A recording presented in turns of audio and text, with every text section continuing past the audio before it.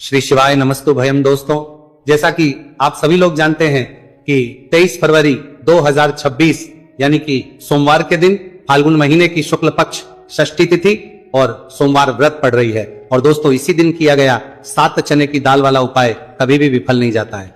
अगर आपने भी इस महीने में ये उपाय नहीं किया है तो इस उपाय से मत चूकना दोस्तों, क्योंकि इसी दिन किया जाने वाला पंडित जी द्वारा बताया गया 7 चने की दाल वाला उपाय आप लोगों को जरूर करना चाहिए। क्योंकि दोस्तों, ये एक ऐसा उपाय है जो कि इस उपाय को करने के बाद दोस्तों आपको फिर कोई और उपाय को करने की जरूरत नहीं है, क्योंकि सबसे बड़ा और सबसे नया ये उपाय पंडित जी ने अपनी अभी की श्री शिव महापुराण की कथा में ही बताया है। मैं जिस उपाय को आज हम आपको बहुत अच्छे से समझाने वाले हैं, इस वीडियो को देखने के बाद इस उपाय को समझने के लिए आपको कोई और वीडियो को देखने की जरूरत नहीं पड़ेगी। तो चलिए दोस्तों, उपाय को शुरू करते हैं। देखिए, ये दिन इतना खास होता है, इतना महत्वपूर्ण होता है।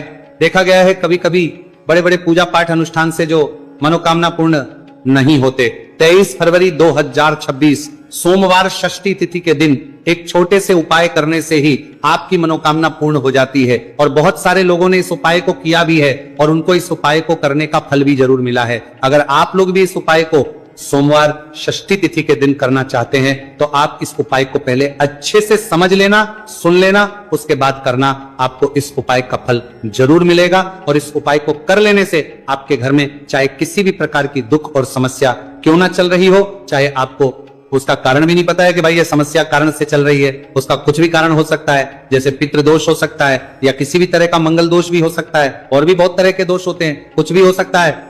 पर आपको इस उपाय को करने के लिए आपको अपने दोष को पता लगाने की भी जरूरत नहीं है। बस सोमवार षष्ठी तिथि के दिन आपको इस 7 चने की दाल वाले उपाय को आप लोगों को कर लेना है।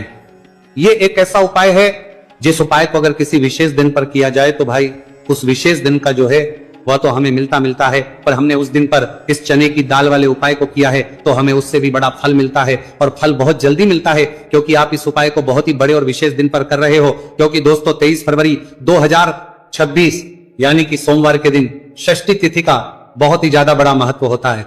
इसीलिए दोस्तों, आज की इस वीडियो में हम आप लोगों को 7 चने की दाल वाला उपाय समझाएंगे, जिस उपाय को से अगर आपकी किसी भी प्रकार की मनोकामना है, किसी भी प्रकार की परेशानी है, सबसे ज्यादा समस्याएं आपके जीवन में ही है। अगर आपको धन प्राप्ति नहीं हो पा रहा है, रुपए पैसे की आपके घर में लगातार दिक्कत परेशानियां चलती चली आ रही हैं, आपका व्यापार, आपकी नौकरी अगर अच्छे से नहीं चल रहे हैं, जिसकी वजह से घर में लगातार आर्थिक समस्याएं बनी रहती हैं, घर का कोई ना कोई सदस्य अगर बीमार रहता है, आपस में एक दूसरे से झगड़ा होता रहता है, किसी की अगर बनती नहीं है, तो पूज्य गुरु जी ने कहा है कि जब आपके जीवन में ऐसी परिस्थितियां आ जाए कि आप एक एक रुपए खर्च करने से पहले कई बार सोचने लगे हो, आपको धन प्राप्ति अगर नहीं हो पा रहा हो, तो आपको सिर्फ और सिर्फ 7 चने की दाल से एक ऐसा विशेष उपाय करना है जो आपकी इन सारी समस्याओं को सिर्फ 7 दिन के अंदर ही समाप्त कर देगा। तो चलिए जानते हैं इन विशेष उपायों के में। लेकिन उससे पहले जो भी मेरे भाई, मेरी प्यारी बहनें आज चैनल पर पहली बार आए हैं या मेरी आवाज आज पहली बार सुन रहे हैं, अगर आप भी महादेव के सच्चे भक्त हैं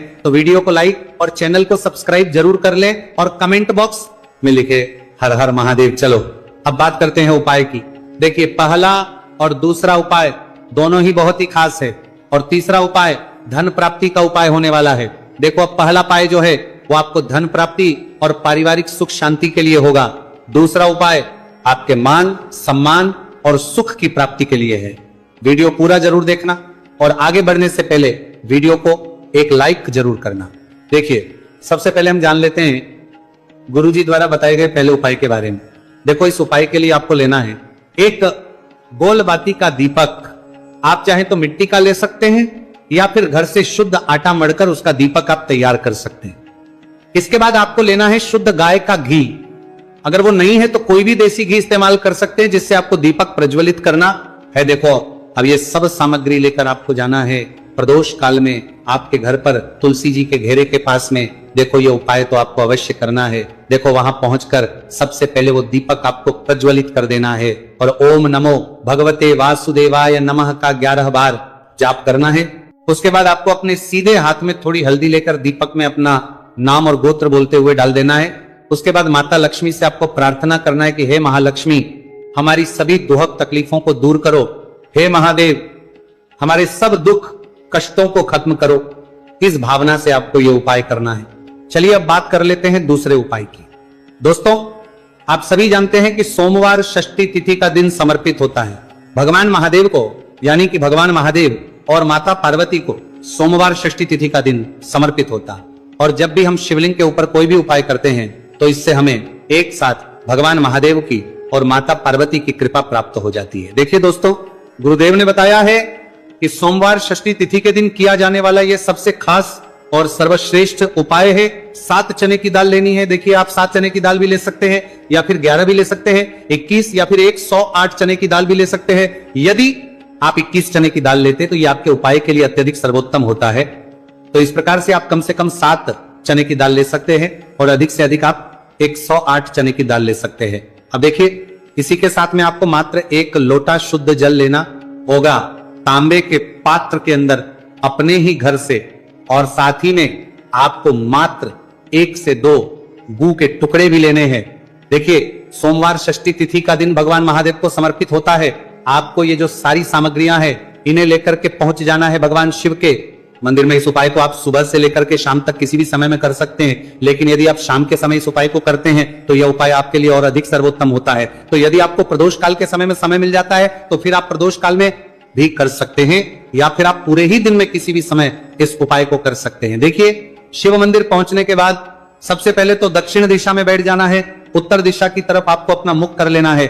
लेकिन यदि शिवालय में भीड़ है, शिव मंदिर में भीड़ है, तो फिर आप किसी भी दिशा में बैठकर इस उपाय को कर सकते हैं। तो देखिए, सबसे पहले आपके पास जो गुड़ के टुकड़े हैं, जो आप गुड़ के टुकड़े लेकर के आए थे, उन्हें आपको शिवलिंग के सामने ही जो आपके पास एक लोटा जल है उस पात्र में आपको ये गुड़ के टुकड़े डाल देना है। इसी के साथ में आप जो चने की दाल लेकर के आए थे, चाहे आप 7 चने की दाल लेकर के आए हैं, 11, 21 जितने भी आप चने की दाल लेकर के आए हैं, इस चने की दाल के ऊपर आपको जो आपके पास गुड़ वाला जल आपने तैयार किया है, इसमें से थोड़ा सा जल आपको इस चने की दाल पर डाल लेना है। अब देखिए, आपके पास जो गुड़ वाला जल है इसमें से सबसे पहले थोड़ा सा जल आपको श्री गणेश जी वाले स्थान पर समर्पित कर देना है। श्री शिवाय नमस्तु भयम इस मंत्र का जाप करते हुए फिर थोड़ा सा जल आपको श्री कार्तिकेय जी वाले स्थान पर समर्पित करना है। श्री शिवाय नमस्तु भयम इस मंत्र का जाप करते हुए फिर थोड़ा सा जल आपको माता अशोक सुंदरी वाले स्थान पर भी समर्पित करना है। श्री शिवाय नमस्तु भयम इस मंत्र का जाप करते हुए फिर थोड़ा सा जल आपको माता पार्वती के हस्त कमल पर समर्पित करना है और आपको श्री शिवाय नमस्तु भयम इस मंत्र का जाप कर लेना है। अब देखिए दोस्तों, आपके पास जो थोड़ा सा जल और शेष बचेगा, इसमें से आपको केवल साजल शिवलिंग पर अर्पित कर देना है और अंत में आपको उस पात्र में थोड़ा सा जल और शेष बचाना है। पूरा जल आपको शिवलिंग पर अर्पित नहीं करना है, अंत में आपको थोड़ा सा जल और शेष बचाना है।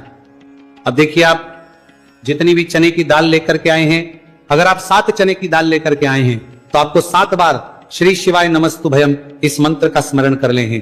यदि आप 11 चने की दाल लेकर के आए हैं तो फिर आपको बार इस मंत्र का जाप करना है। जितनी भी चने की दाल लेकर के आए हैं उतनी बार आपको श्री शिवाय नमस्तु भयम है इस मंत्र का जाप करना है। और फिर आपको ये जो चने की दाल है इसे शिवलिंग के ऊपर ही समर्पित कर देनी है, लेकिन आपको ये चने की दाल बृहस्पति शवर महादेव का स्मरण करते हुए ही शिवलिंग पर अर्पित कर देनी है और आपको अपनी मनोकामना को भी बोल देनी है। आपकी जो भी मनोकामना है, चाहे वह धन प्राप्ति को ले, नौकरी से संबंधित हो, विवाह से संबंधित हो, या फिर आपके मकान, जमीन, जायदाद से संबंधित हो, चाहे ग्रह क्लेश से संबंधित हो, या फिर किसी भी प्रकार की जो मनोकामना है उसे आपको बृहस्पति शवर महादेव से परिपूर्ण करने की प्रार्थना कर लेनी है। और इसके बाद आपके पास जो पात्र के अंदर थोड़ा सा से जल और बचा हुआ था, इसे भी आपको धीरे धीरे भगवान शिव की शिवलिंग पर ही अर्पित कर देना होगा। श्री शिवाय नमस्तु भयम इस मंत्र का जाप करते हुए पूज्य गुरु जी कहते हैं कि फाल्गुन महीने का सोमवार षष्ठी तिथि, जो भी व्यक्ति इस प्रकार से यह चमत्कारिक उपाय कर लेता है तो उसकी जो मनोकामना है वह भगवान लक्ष्मी नारायण की कृपा से तथा महादेव की कृपा से बहुत ही जल्द परिपूर्ण हो जाती है। बात करते हैं अगले उपाय की।